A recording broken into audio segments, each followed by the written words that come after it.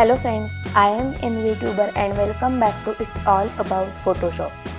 So today we are going to see how to change a day photo to night one. Before we begin to the video, I would like to request you, if you like my videos, please do like and subscribe. So let's begin the video. This is an image by Sayli Satpute and I have downloaded it from Unsplash and I have opened that image in my Photoshop. It's a very beautiful image, I really like it. So we are going to see how we are going to change it in the night version. So first of all, let me unlock it. Then we have to add an adjustment layer to it. We are going to add it from here. The option is color lookup.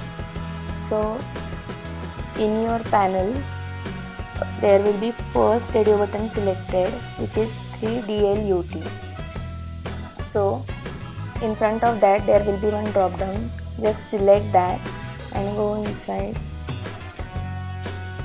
and choose moonlight. So this is how it is going to be look like. We are again going to add another